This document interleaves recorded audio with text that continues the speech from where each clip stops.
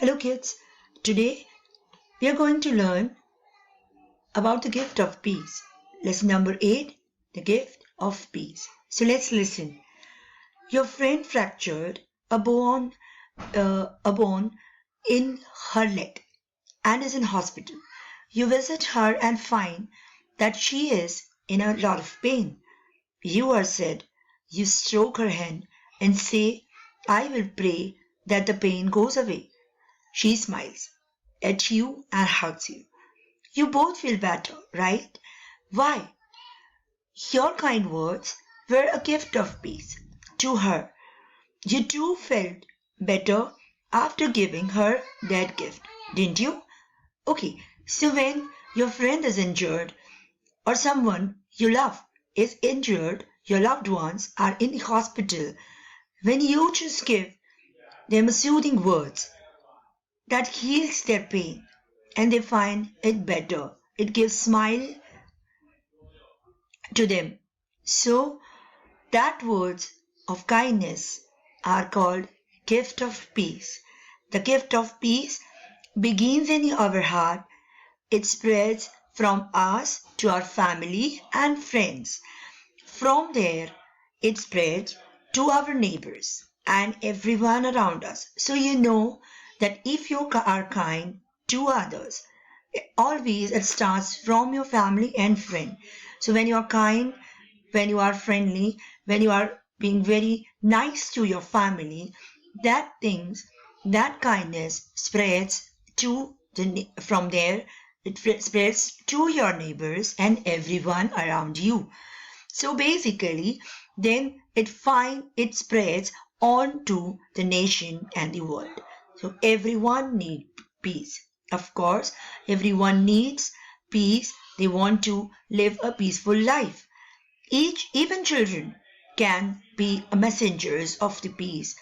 And where there is no peace, the children suffers the most. So I will show you. Let's read a story, okay, about what situation happened to Majid Abu Asad in Palestine. Now he's writing an article about what he experienced during the Palestine and during the Israeli soldiers took over the city and how the situation was, how scary it was. Now see, I live in Ramallah. Ramallah is a place located in Palestine. I am 8 years old and I study in the second elementary grade. I feel sad and afraid because of the situation here and what we are passing through. Okay, now let's see how the situation was in Ramallah, why he was very scared. I remember the day they destroyed our radios and television stations. We were going to visit my aunt, but the soldiers blocked the road and did not let us pass. At that time, I thought our house had also been destroyed. We did not know what was happening. Later, later we want Later, we went to my grandmother's house and discovered that the television station had been bombed. Now, as you can see here in Ramallah, the situation is very tensed. Basically, the soldiers or Israeli soldiers, they took over the city, and everywhere there is a situation of kind of war. Okay, so they destroyed the radio and the television stations, and then it's kind of a curfew. You all know that when riots or any kind of tension is going on, the curfew is always imposed, so you cannot move freely on the road in your own place, in your own city. So this was the situation over there, and everyone were very scared. So this boy, they were planning to go to their aunt's house but the soldiers blocked the road and they did not let them pass. Now, when later on he reached to his grandmother's house, he discovered that the television had station had been bombed. So of course, this kind of a situation is very scary and tense, especially for the children. Now, what was the situation? How it is worst when there is a war or any kind of this kind of situation is there? What happens first, and how it affects your daily life when when the water and electricity were cut? We could not have a bath or even clean the house. When the school year ended and they closed the school, they did not give us our certificates. I could not go to summer camp.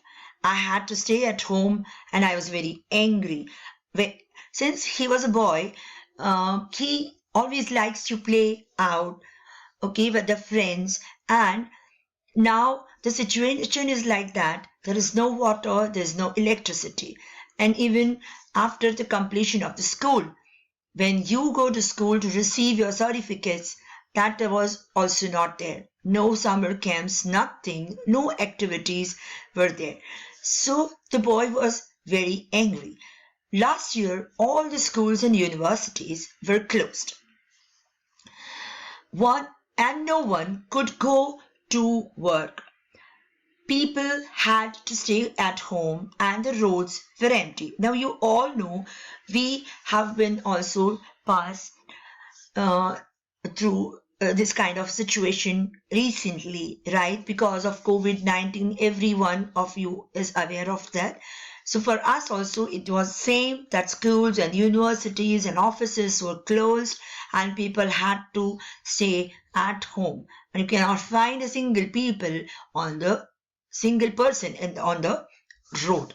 So we know how it feels. It was for us also, it was more than a year. We were just sitting at home, can't go out. Even for our daily needs also, we have to think a lot and we were scared, right? So this here for the boy, the war situation was going on. And on 20th March 2002, something happened. Now, what happened? Now, it was Thursday and I was at school. Suddenly, the teacher started looking scared. So, this was a Thursday, 20th March, and he was studying in the school, and the teachers were looking very scared because something happened. Now he's showing that why the situation is like this. The boys and the girls were scared too, and I was very frightened. He was also very frightened, but he was strong enough. So I continued to play. I continued playing with my friends as if nothing happened. Then the parents came to pick up their children. My parents came as well and took me home from school. The next day was Friday. We woke up to the sound of bombing. So basically, it was a war situation, and everywhere there's a sound of bombing and firing. So he was and others were very scared. I tried to turn on the television, but there was no electricity. So electricity was cut. There was a power cut. Then I wanted to drink water and found that the water supply had been cut too. So the soldiers, they cut the water connections also. So they have to use um, whatever stored water it was there. Now we spent 2 weeks without electricity and running water. They spent 2 weeks. That means 15 days without water and electricity. In order to save the stored water, we used disposable cups and plates. I slept a lot at that time because I did not know what else to do. Of course, like we were also sitting at home, and if we can't go out, and children like you, if they can't go out and play, for them there is nothing to do much at home. So they are just sleeping, or nowadays they are watching mobile or something, that's it. And even when I needed to go to the store right next to our house, I was very frightened. So the people were so frightened, so scared that they could not go to the next door neighbor also, or nearest place also. I would walk very fast, and sometimes I forgot what my mother had asked me to buy, because soldiers were shooting anyone who walked on the street. So there was a curfew and shoot aside orders. So if they see you on the road, they will shoot you. It was like that. Okay. We want peace, and we want this war to end. See, if there is a war, everyone is scared. Nobody likes killing and firing and uh, bombing and destroying things. Nobody likes that, right? We want them to stop destroying the trees, and we want to move freely without checkpoints, so we can learn and play normally. Everyone needs peace, right? And nobody likes war. Peace does not come easily, right? We have to think and talk about the peace. If we live peacefully, we have to let others live peacefully too, right?